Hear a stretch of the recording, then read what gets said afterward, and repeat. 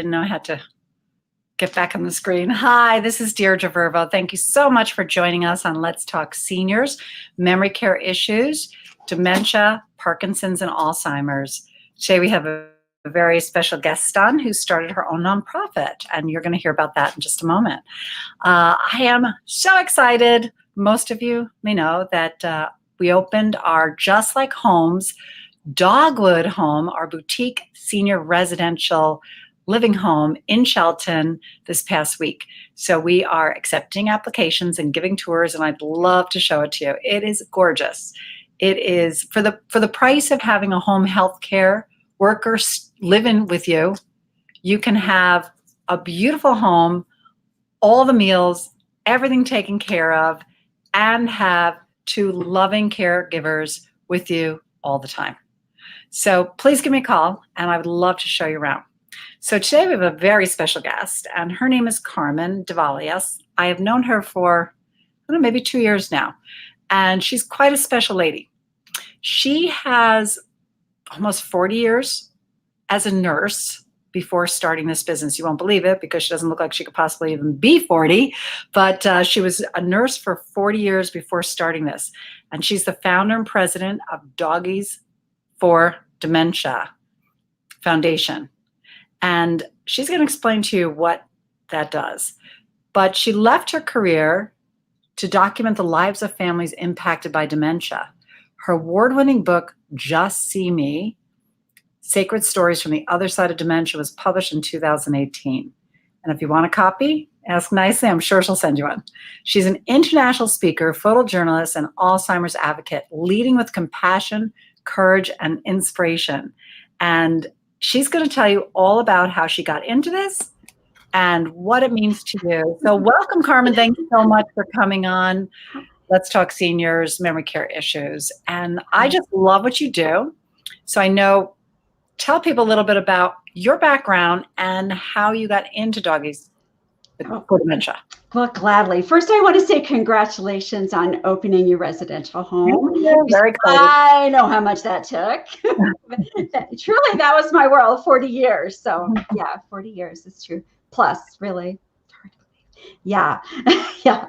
So Doggies for Dementia came about as I was writing my book, Just See Me. I'm following families, documenting their stories, hearing what they have to say, and the issues around isolation and loneliness. Even then, I mean, it's worse now, but then that was a real common thread, even though the stories were all really unique and special. That was the one.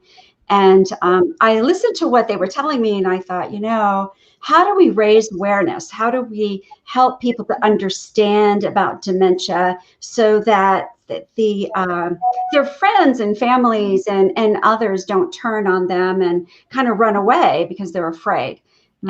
And so a couple things, and I thought, well, the photos, and that was all really great. But I noticed that when I included photos with dogs and the people as well on social media, I got lots more attention, and people were interested in the stories.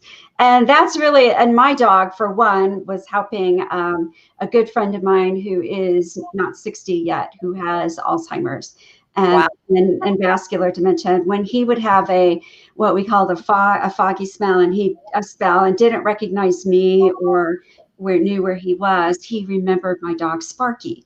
And and it helped him through it so much that and I thought, boy, what's a name? And it just said book Dog for Dementia. So that's how it came about. It's really just that simple.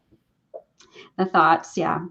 And so were you always into photography? Because you combine photography with is your book all photographs as well, or is it yeah, both.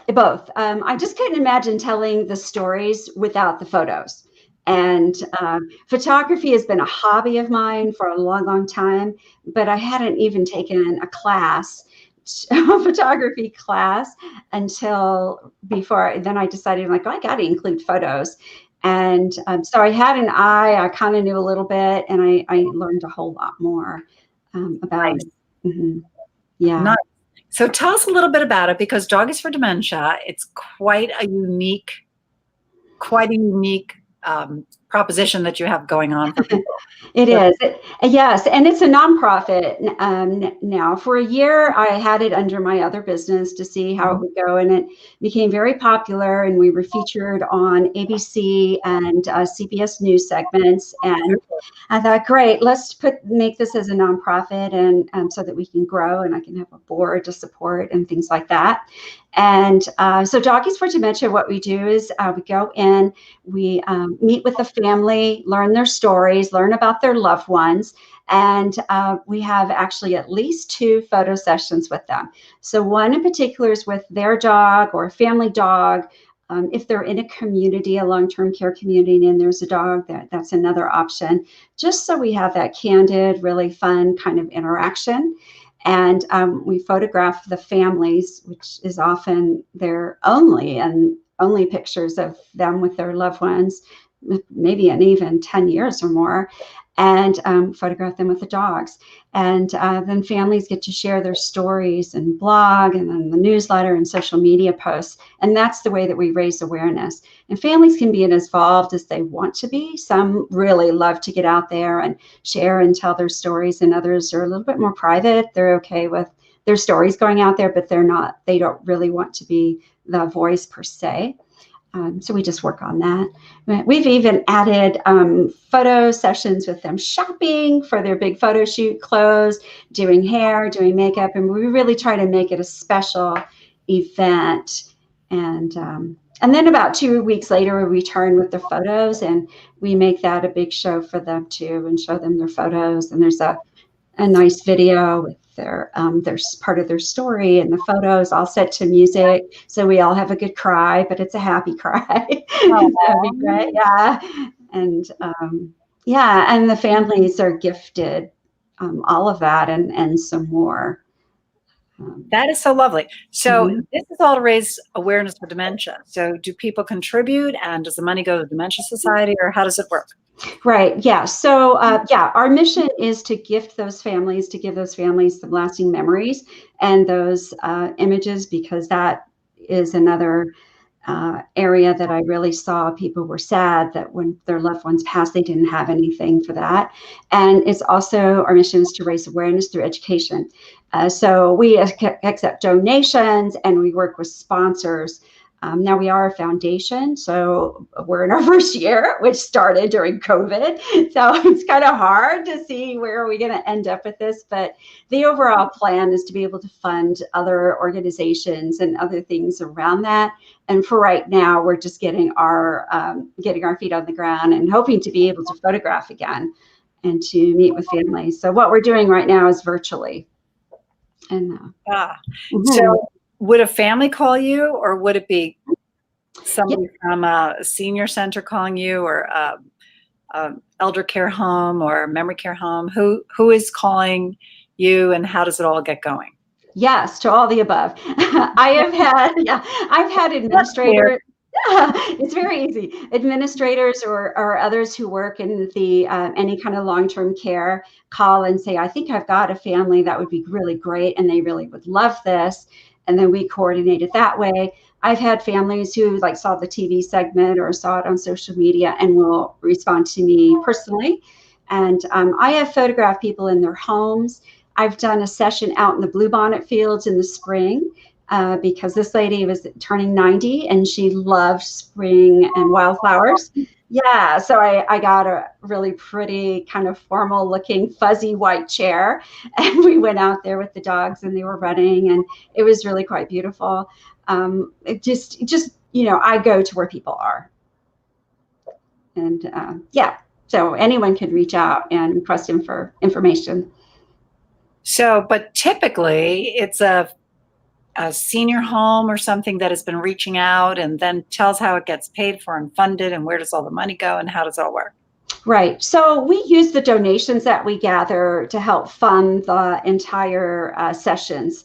And sometimes the long-term care homes say, hey, you know what, this is really great for us too, because when they partner with us, they'll get their name in every single social media post. which is like 4 a day for a couple months, and then throughout the whole year.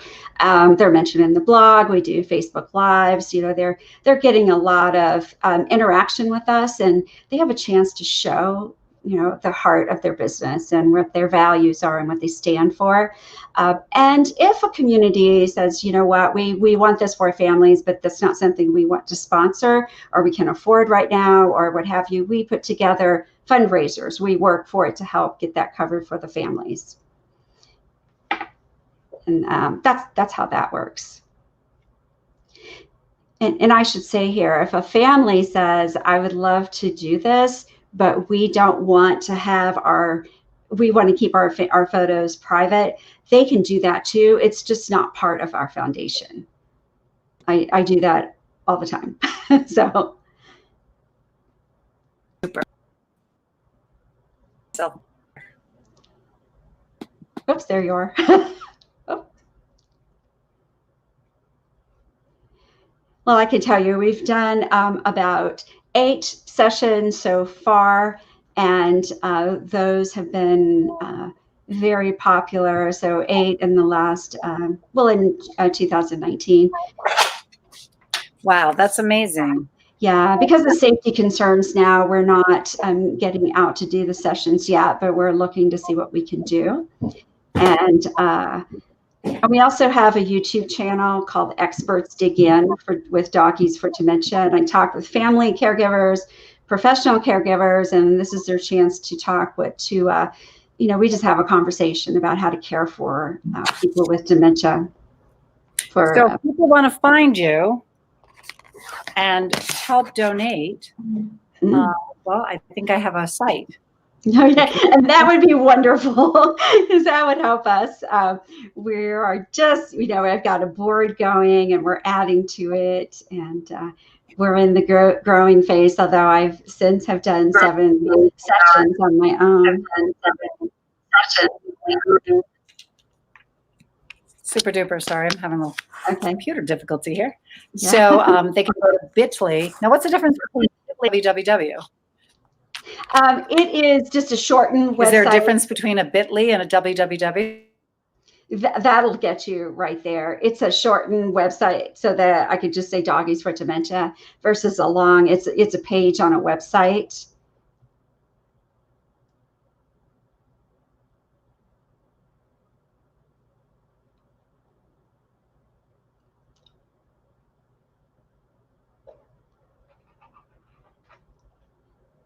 Okay, we're frozen.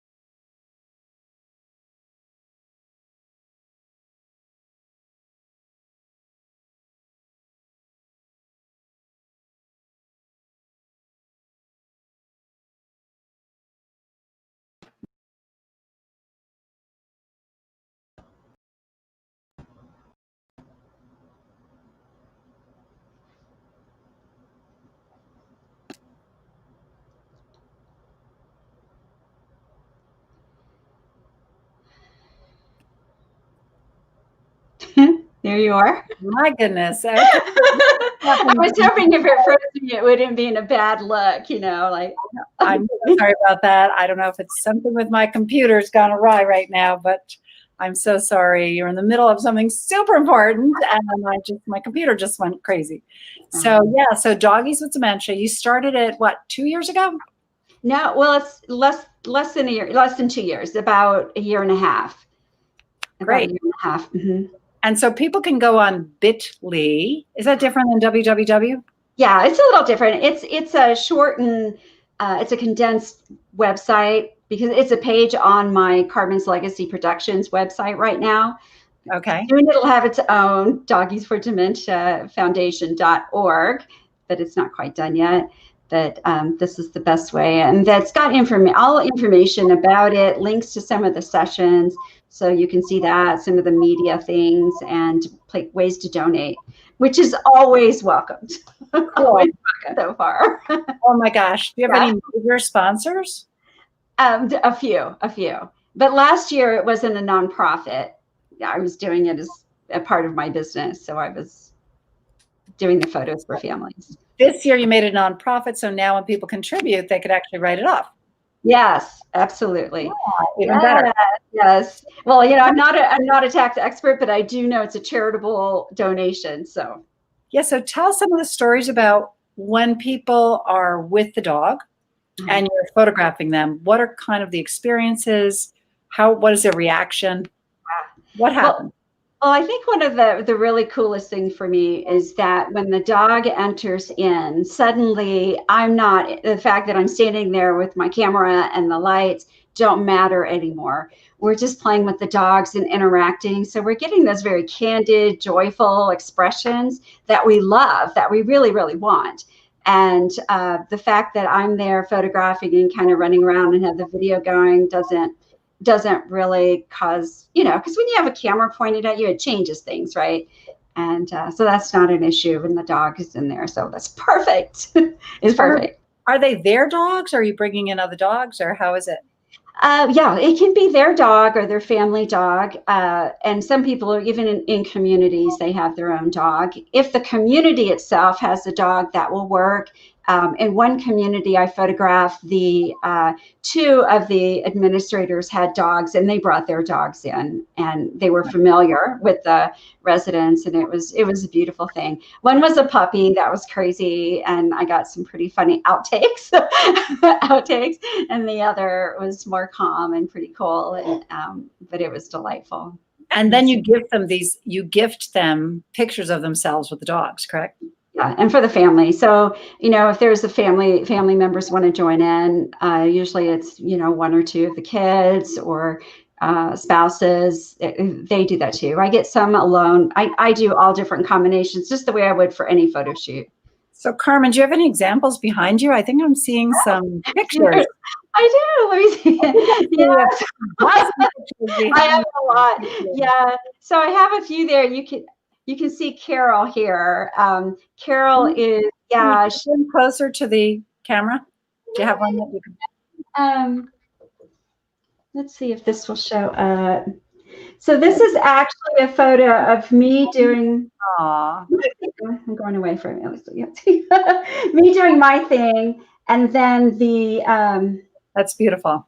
The opposite of what I want to do, right? So the news person was here documenting us, and this is Robbie and her mother Carol with Callie. We'll leave out Callie. And this shoot turned into, we did a red carpet for her because in the midst of this, she told her daughter, "I always wanted to be a model." And I thought, yeah, she's 95, and I thought, she's not going to know she's a social media success because she's not on social media. So I thought, well, why don't we plan? And they had a movie room in the community. So I created a little bit longer video, and it shared her stories, what she had to say about her daughter, which was really incredible. And we made it, she was the star of the night, and I had a little Oscar I gave her. We made it so special. And and it was during Alzheimer's Awareness months, and so the local media and Austin affiliates for I think CBS and ABC came out and chatted with the families and with me, and it was a beautiful thing. So she really got her day in the sun in the lights. You really go above and beyond. You have such a big heart. And I've read so many things, and now that I'm in the senior space, I've seen so many things where people come alive when pets come, especially dogs, especially if they're dog lovers or cat lovers. They totally come alive when there is a dog around, like more so than when they're people. Yeah. I'm not sure why, but it's a. I think I know why. I'm not positive, but you tell. I think even if it's not something they're really aware of subconsciously, there's the thought of we all try to be at our best. right? And there's we need to look a certain way, do a certain thing, and if the families are there and things. And then when you add a dog, we're really just playing with the dog. And there's no need to be anything but yourself. And that's really where the perfection comes in. And that's what I love. And this is why I have a video camera going too, because yeah, the pets are incredibly healing, but I learned early on that when a camera is rolling or when I'm taking photos, people say things that they wouldn't otherwise say. Like people who, there were two gals wanted to photograph their mom, and they did photos for their mom for Mother's Day, and the mother hadn't really said much. And one of them had said, "I love you, Mom," and gave her a hug. And she looked at them and thought, "Well, I love you too." And they hadn't heard that in months and months. And that was the last day I went without a video camera. From then on, I had a video camera, because that repeats itself. And so you're not just photographing for dementia awareness, you are really giving a giant gift to the families and to the senior who can cherish this forever and ever past that. And also a beautiful photo shoot, because I think you said before, like a lot of people aren't thinking of taking photos of their parents when they're aging and they're 95 years old and they may be a little gnarled or, in a wheelchair, and they're like, don't want to remember them that way. But when you do such a beautiful work and a beautiful photographs, it's beautiful. And so many people have not even ever had a professional photograph before. No. And I just about everyone who was in my book, when it came time for the photos, they're like, "Look, we don't want to do this, but we love you and we'll do it for you." And then those photos were just treasured by them. And they each had to say, if I could tell people one thing, was get your photos done. The whole experience just meant so much. And that is amazing. And how did you come up with combining the idea? How did you come up with photos and dogs? Did you just think that it got more attention when you put dogs in and you really wanted to draw attention to Dementia Society, and then you figured out it helped the adults too, the seniors? Right. Well, yeah, for the dogs. So, I thought about breast cancer for one thing. And I thought, there was a time early in my career where it was such a stigmatized disease. Women were so stigmatized. We didn't talk about it. You didn't even say breast. And look how far that's come, in what, like 20 years. And so I thought, well, that's where dementia is right now. Only back in the day, breast cancer, people working toward awareness didn't have social media. So I thought, well, what's our excuse? Why aren't we, what can we do to make a difference here? And there's a lot of noise out there on social media, a lot of noise. And how do we get attention? Well, dogs are so popular. Popular. Yeah. Everybody stops to look at a dog. Yeah. They're like, oh my gosh. Dog picture. Yes. And then they're more apt to hear the story, to see, well, what is this about? Why is this family and this older person? What's the story? And I just find they're seeing much, much more, which is, that's how we raise awareness. I mean, you got to have that, right? If nobody looks at it, you can scream as loud as you want and it's not going to be heard. So are you working in conjunction with the Dementia Society? No, I am not right now. Now I have photographed for them and we've done things, but we're both separate. We're on our separate foundations. But I do see that for the future. That's for sure. And I know you saw a lot of dementia in your nursing career, but do you have family experience as well? Very little. I have friends, of course, and I had my godmother had Alzheimer's, my great aunt, but it hasn't really impacted people close to me. It was my nursing specialty. I mean, I worked with seniors, and then the dementia care, that neuropsychiatry was my thing the last 10 years or so. And I just heard people's stories, and I thought somebody needs to tell these stories. That is just so profound. And I just thought the world would be a lot less petty if we knew what it was like for other people. And I love how things have changed. Like you say, just even breast cancer awareness. And now we're so aware of it. And if somebody's breast cancer, there's no stigma and nobody looks at you funny and everybody knows what it is. And it's so commonplace now. I feel like when I was younger, for instance, my brother is Down syndrome, and I used to work at a place with men who had mental, like Down syndrome and mental retardation. They were warehoused. It was horrible. I mean, they closed these places down. They were like prison cells.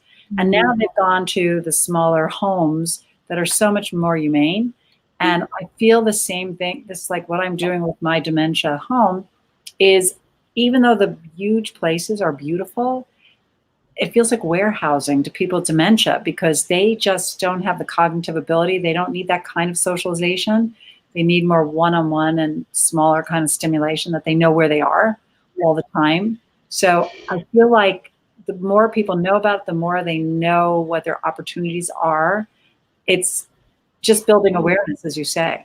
Oh yeah, absolutely. I think now more than ever, families have a wide array of choices to fit the personality of their loved one. Many do much better in a home-like setting that reminds them of being at home.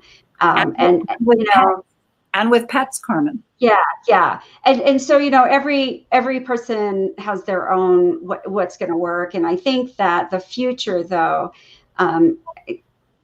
we can't say that the larger ones aren't going to, because they are, and many of them are doing a great job and are suitable for. There's like people on assisted living, independent living, there's a blend there and things. And, part of the thing on Experts Dig In with Doggies for Dementia, we're talking about what questions to ask. So you are choosing the right place for your loved one, because a lot of people have never even heard of residential type care homes. And for a lot of people, it's their best option for a variety of reasons. So a lot of people have only heard of nursing homes, and that has a negative stigma. Oh my gosh, yeah. Don't put me in a nursing home like that, like you're just going there to be bedridden. Yeah, and there aren't really. I mean, when we say nursing home, it's like there's more memory care for people with dementia. It's different, but the words haven't caught up with the knowledge, and people lump it into nursing home. And, right. Because nursing homes are medical needs, dementia homes are more for mental needs. Yeah, so totally different. And I know about 80% of people with dementia are cared for at home. And a lot of times it's overwhelming for families too, and they're learning to say, well, when do we need to look at something different, and what do we really look for, and how are we going to pay for that? There's a lot of pieces that go along with it. But Carmen, I'm just remembering this book I read. I just forgot the name of it. I read it a few months ago, but it was something like a greenhouse effect in it by a doctor, and it was all about bringing pets and plants and all into people with dementia. It's called The Greenhouse Effect. It was written by an Indian doctor, but it was a really cool program where they did something kind of in an institution-like place, but they brought in live things. Lots of plants, dogs, cats, birds, and children. Yeah. And people became alive. It was like an experiment because they had something to take care of, even if it was a plant to water or a bird to feed, and the dog to love. And they came like alive, and their quality of life, and they were speaking when they weren't speaking, and like amazing things were happening. So the whole live animals and plants and just have somebody to care for. I met with a gentleman, and his parents were in a nursing home, and the father recently passed away, and they wanted to move the mom closer to them, because now that they weren't in the nursing, it was a memory care place altogether. And she didn't want to leave. The woman was like 87 and didn't want to leave because she was helping another woman in the place who was like 97. She felt totally needed. So she wasn't leaving because she needed to help her neighbor in the assisted living memory care place. Right. So we all need to feel needed and wanted and loved, and I think that's where the dogs come in, and they just feel unconditionally. That's unconditional love. Absolutely, yeah. And we have some basic spiritual needs. Some of those are to connect with others, which we're in crisis right now for things happening. We need to connect with others, including nature, other people and nature, and need to have a sense of meaning and purpose. And so when there's something to do and someone counting on us, that fulfills that meaning and purpose. And yes, so important. And around in our area, I'm in Austin, Texas area, our communities of all different sizes have, they usually have like a little garden area for people to garden and to grow. And we have, if they don't have pets, they bring in therapy animals. And so I think the things you're talking about it's evolving that way, which is so important, so important. And also understanding people with dementia and not just warehousing them and saying, what can we do? Just leave them. I mean, people with dementia are people. They each have their own personalities, their own way of doing things, and to lump into a group, this is dementia and one size fits all, this is not the case. And there are many different, there's like 40 different kinds of dementia. The common ones are Alzheimer's and vascular, but there are many other different kinds.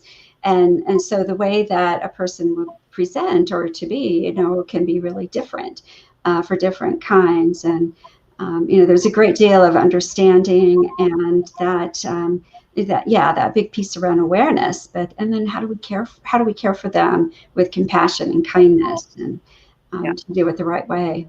So Carmen, you're really doing God's work. And I'm going to just put up how people can get in touch with you if they would like to. Thank you. I was doing that. Okay, there we go. That works. That's my direct number. What is your ultimate goal with your foundation, Doggies for Dementia? Yeah, so right now I'm mostly in Austin, although I've done sessions in New York and Florida and some other places. The goal is to have other photographers and to teach them how to work with people with Alzheimer's and dementia and their families, and to have them do the same model as part of Doggies for Dementia around the country. And I hope to do more traveling and working with that, because I do know it's a very popular thing. I mean, the first question was, do we really want to photograph that?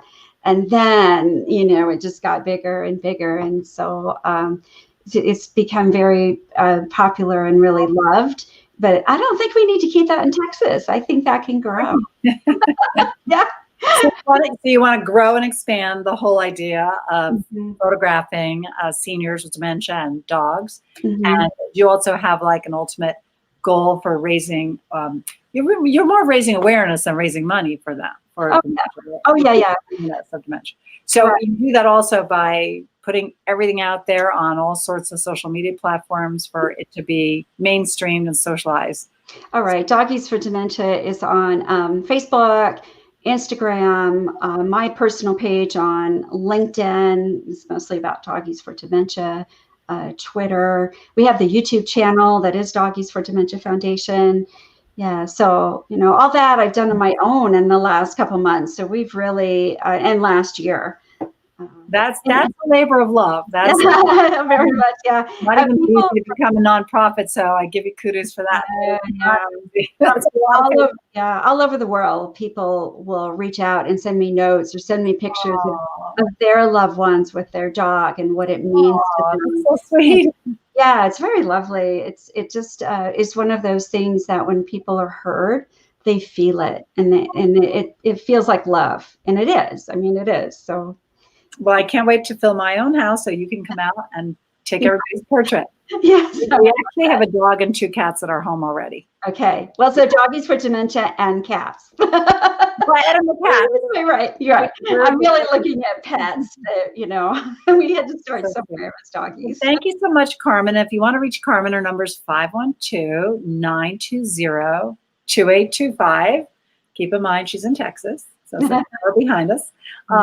But thank you so much for coming on. And I've enjoyed knowing you for the last few years. And I'm so happy to get to know a lot more about your business here. And I think it's super. And your foundation, I should say. Thank you. Yeah. Really a beautiful job. And I've seen a lot of your pictures. So I encourage everybody to go to the Doggie for Dementia website. The pictures are gorgeous. You will love them. Thank you. And thank you so much, Carmen. Wish you the best, and I hope to see you very soon. Me too. Bye-bye. Thank you. Bye. Thank you so much, Carmen. She is unbelievable. A nurse for all these years, and now she's doing this just basically out of the goodness of her heart, start a foundation, and it's a beautiful thing. And most people that I talk to have family members and people that they've known with dementia, or that's how they get into it. And she just has love for people with dementia. She's worked for them for so long. So it's unbelievable. Carmen, we wish you the best of luck. So thank you everybody for tuning in. If you would like a tour of our Dogwood home, please just give me a shout and I will be there Friday, or anytime you want to come tour, I will make sure there is somebody there for you. But thank you so much, and until tomorrow. Hi, Deirdre here again. Thank you for joining me on Let's Talk Seniors Memory Care Issues. Is this an issue hitting home? Do you have a parent or loved one with memory care issues who you feel is not safe at home anymore? Are isolation, falls, and safety issues becoming a big concern? Welcome to Dogwood Senior Home, premier boutique residential senior living specializing in memory care. It's country living at its best in the Huntington section of Shelton, Connecticut. We're truly a home with only 6 senior residents living as one family unit. Senior residential homes are concepts sweeping the nation with 47,000 across the U.S. We're pleased to open Dogwood Senior Home as it will be only number 6 for Connecticut. Brand new, sparkling clean, opening mid-June. And safe. We are COVID-free. Residential care homes boast a very low COVID infection rate across the nation. This is due to the intimacy of size and speed in which the caretakers can shift to accommodate immediate needs. They are much safer than the large homes and facilities, as you can imagine. It has been documented that residents have less falls and a better quality of life in a residential home environment. Our home is more affordable than the big box facility. You pay one all-inclusive price, and that price is guaranteed for the life of the resident. With an incredible 1-to-3 caregiver ratio, which you won't find anywhere else. Our friendly, loving caregivers are dedicated and trained in Alzheimer's, Dementia, and Parkinson's issues. We're only taking 6 residents, so the home will fill up fast. Call me at 203-689-7562 for a talk and tour. I would love to meet you and your loved one. See you soon. Bye.